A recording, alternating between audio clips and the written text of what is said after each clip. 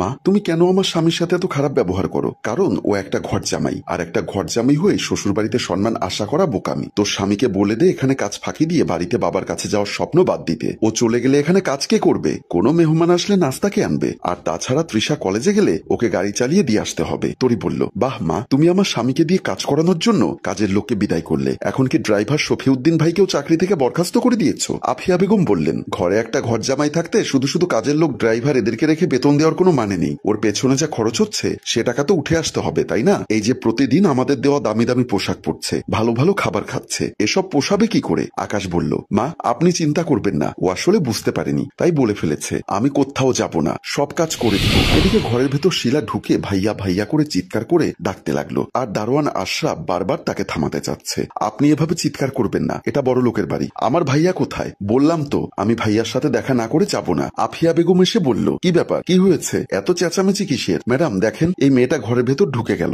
এতবার নিষেধ করলাম শুনলো না। তোকে দারোয়ানের চাকরি দিয়েছি এভাবে ঘরে মানুষ ঢুকে যাওয়ার জন্য না, যা গেটে যা। এই মেয়ে, কে তুমি? এভাবে ভদ্র বাড়িতে ঢুকে চিৎকার করছো কেন? আমি আমার ভাইয়ের সাথে দেখা করতে এসেছি। তোমার কোনো ভাই এখানে থাকে না, যাও। আমি জানি আমার ভাই এখানে আছে। ভাইয়া বাহিরে আয়। ভাইয়া। আফিয়া বেগম উত্তেজিত হয়ে বললেন, এই মেয়ে কি বলছি কথা কানে যায় না? তোমার কোনো ভাই এখানে থাকে না, বেরিয়ে যাও বলছি। এটা ভদ্রলোকের বাড়ি, তোমাদের মতো বস্তি এলাকা না যে এসে চিৎকার চেঁচামেচি করবে। শিলা বলল, প্লিজ আমার ভাইয়াকে ডেকে দিন, আমার বাবা হয়তো আর বাঁচবে না। চুপ, ছোট লোক কোথাকার। বলেই আফিয়া বেগম শিলার হাত ধরে টেনে বের করতে চাইলেন। শিলা দরজার সামনে গিয়ে বারবার ভাইয়া ভাইয়া করে চিৎকার করতে লাগলো। তখন সেখানে আকাশ এসে বলল, কি ব্যাপার বোন, তুই এখানে ছুটে আসলি? ভাইয়া তুই আমার সাথে চল, বাবার অবস্থা ভালো না, তোকে দেখতে চাচ্ছে বারবার। আকাশ চিন্তিত হয়ে বলল, চল। দাঁড়াও, কোথায় যাচ্ছ আমার পারমিশন ছাড়া? বললাম না কোথাও যাওয়া যাবে না। মা, ওর বাবার শেষ সময় ওকে পাশে থাকতে দাও মা, প্লিজ। আফিয়া বেগম হুঙ্কার দিয়ে বললেন, আমি যেটা বলেছি সেটাই শেষ কথা। ঠিক আছে, তাহলে আর একটা কথা শুনে নাও, তুমি যদি আজকে আকাশকে যেতে না দাও তাহলে আমি ওর সাথে চলে যাব,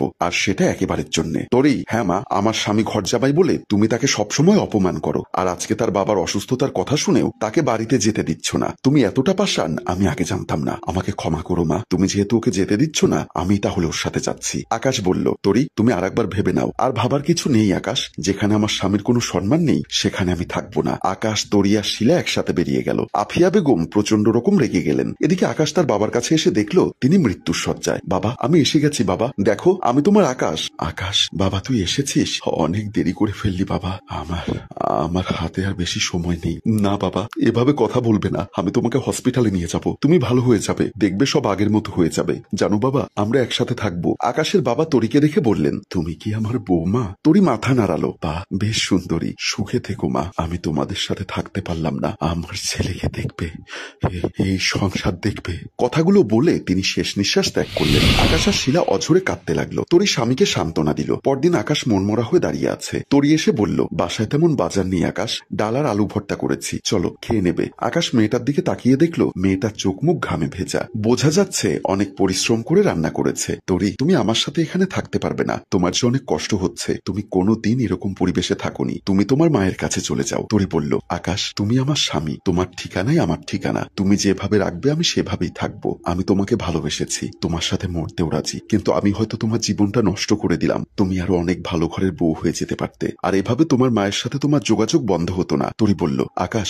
আমি হয়তো অনেক বড়লোক ঘরে বউ হয়ে যেতে পারতাম, কিন্তু সেখানে তোমার মতো একটা মানুষ পেতাম না। তুমি আমাকে নিয়ে আর কোনো চিন্তা করো না, বাসায় ছোট বোন আছে, তুমি তাড়াতাড়ি একটা চাকরি পাও কিনা দেখো, দুজন মিলে সংসারটা গুছিয়ে নিব। আকাশ বুঝতে পারলো সে জীবনে স্ত্রী হিসাবে যাকে পেয়েছে সে নিজেই একটা অমূল্য রত্ন। 3 মাস পর আফিয়া বেগম আসলেন আকাশ ও তরির বাসায়, সাথে ছোট মেয়ে তৃষা। তরি খুশি হয়ে বলল, মা তুমি আমার বাসায় এসেছো, এসো ভেতরে এসো। আমার উপর রাগ করে আছিস তাই না? তোর অনেক কষ্ট হচ্ছে এখানে থাকতে আমি জানি, চল তোরা আবার আগের মতো আমার সাথে থাকবি। সত্যি বলছো মা? হ্যাঁ, আমি জামাইকে অনেক অসম্মান করেছি, এখন থেকে আকাশ আমার নিজের ছেলের মতো থাকবে, আকাশের বোনকেও আমাদের সাথে রাখবো। তরি বলল, তাহলে খুব ভালো হবে, তুমি একটু বসো, আমি আকাশকে ফোন করে বলছি, ও কাজে গেছে। আফিয়া বেগম বললেন, এখন আর ওকে ডিস্টার্ব করার দরকার নেই, ও কাজ শেষ করে আসুক, আমি গাড়ি পাঠিয়ে দিব, তুই তাড়াতাড়ি চল। তরি সরল মনে বলল, আচ্ছা ঠিক আছে মা, তুমি দাঁড়াও, আমি এক্ষুনি আসছি। তরি যেতেই তৃষা বলল, মা তুমি ওকে আবার নিয়ে যাচ্ছ?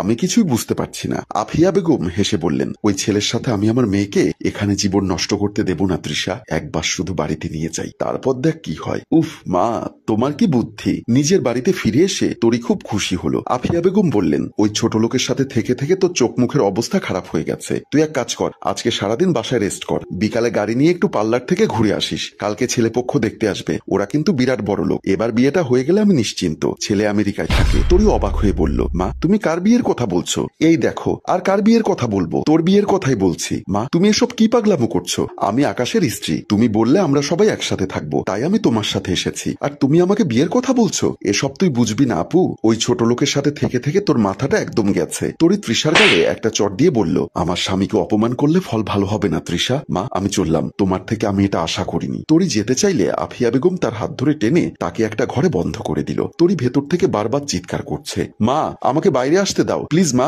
এমন করবে না মা।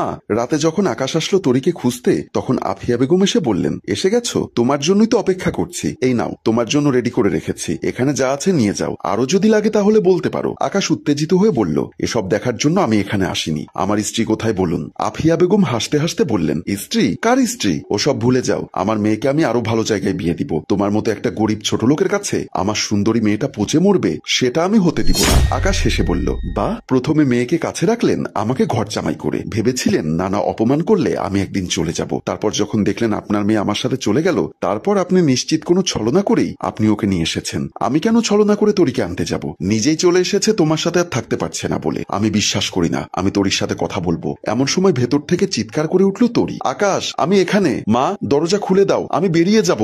আকাশ আমি এখানে। আকাশ সেদিকে যেতে চাইলে দুজন দারোয়ান এসে আকাশকে ধরে ফেললো। সে কিছুতেই সেদিকে যেতে পারছে না, আর আফিয়া বেগম সেদিকে তাকিয়ে হাসছে।